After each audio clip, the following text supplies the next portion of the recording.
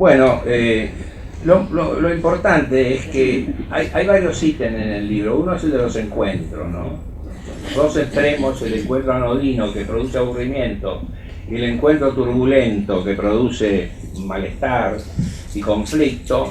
En realidad son dos extremos que se tocan. En el medio hay todo tipo de encuentros, pero lo importante es que nosotros vivimos encontrándonos y que en la medida en que vivimos encontrándonos, vivimos tratando de disfrutar del contacto y al mismo tiempo de superar las dificultades y los sufrimientos. No es un tema, diríamos, banal, porque la experiencia nos muestra que si somos auténticos y dejamos de lado las hipocresías, no hay día de nuestra vida en donde no tengamos que lidiar con algo. Después el otro tema interesante es el tema de la interferencia, para el cual la frase de que el diablo mete la cola parece ser prototípica, porque hay situaciones en las cuales todo parece funcionar bien y de repente algo sucede y estas situaciones se estropean.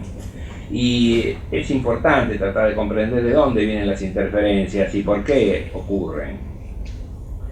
Y por último, otro tema muy importante es el hecho de que en el convivir tenemos que lidiar con otra cuestión fundamental, y es que dentro de nosotros, con mayor o menor fuerza, existe la convicción de que el encuentro, la convivencia, este convivir tiene que ser a mi manera.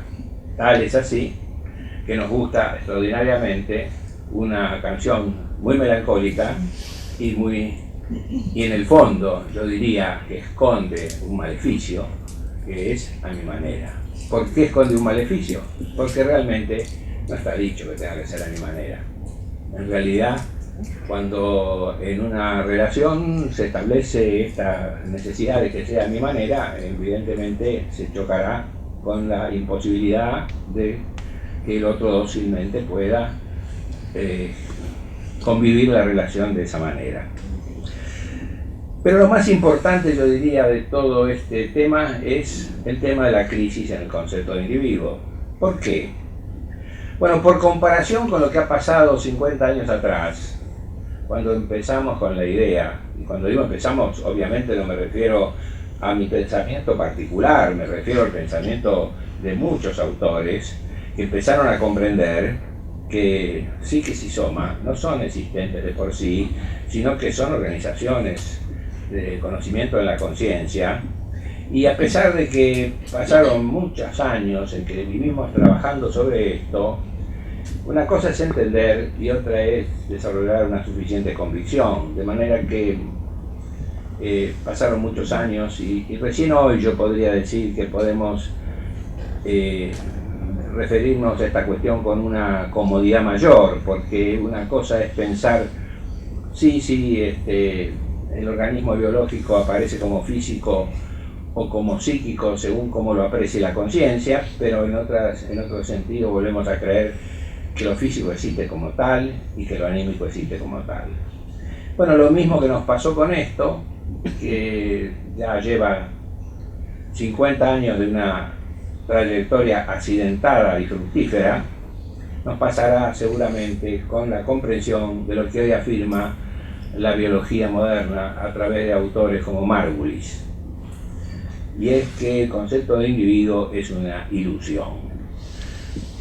Parece difícil la cuestión, porque de alguna manera vivimos identificándonos cada uno de nosotros como un individuo. Pero cuando la cuestión se estudia más a fondo y se empieza a comprender ¿a qué nos referimos con individuo? ¿Un hombre es un individuo? ¿Un elefante? ¿Una palmera? ¿O lo es una célula? Con el concepto de célula nos pasó como con el concepto de átomo.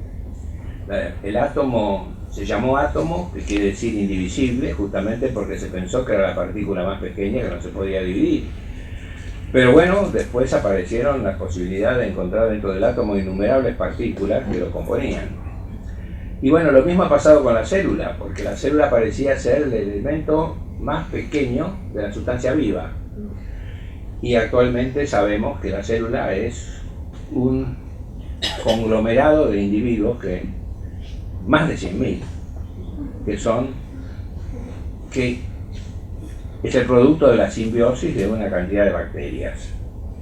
De manera que cuando empezamos a pensar de este modo, no solamente pensamos que el concepto de individuo desaparece, cuando pensamos que el individuo lleva de sí otro conjunto de individuos que son sus células, por decirlo rápidamente, y al mismo tiempo lleva a la célula un conjunto de individuos que son las bacterias, pero entonces de pronto comprendemos, y esto también es otro desarrollo importante, que ¿cuál es el individuo cuando hablamos de una hormiga? ¿La hormiga o el hormiguero?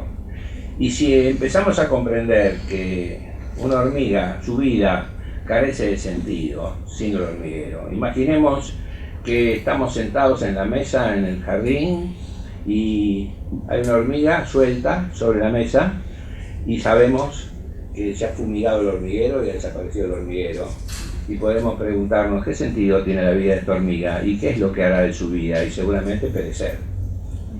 Bueno, del mismo modo comprendemos que esta idea del superorganismo, que dio lugar a esta idea del hormiguero, de las colmenas, etcétera, etcétera, también se aplica al individuo humano, y que el individuo humano tiene sentido justamente porque convive dentro de una red. Pero lo más importante de esta cuestión de la red es el hecho de que es una red que no está estructurada jerárquicamente. Aprendimos y nos dimos cuenta que la colmena es un organismo biológico, pero que este organismo biológico no lo dirige la reina. La reina cumple una función dentro de la colmena, pero la colmena se autogestiona. Y del mismo modo sabemos que la comunidad humana se autogestiona, como se gestiona, por ejemplo, otra red que conocemos cotidianamente, que es Internet. De manera que hay también una nación es un individuo, una raza es un individuo, la humanidad entera es un individuo. Y desde ese punto de vista ingresamos entonces en estas redes autopoieticas que se autodirigen, que se construyen a sí mismas, que pasan insensiblemente por momentos de caos y por momentos de orden, y que se resisten a la intervención racional.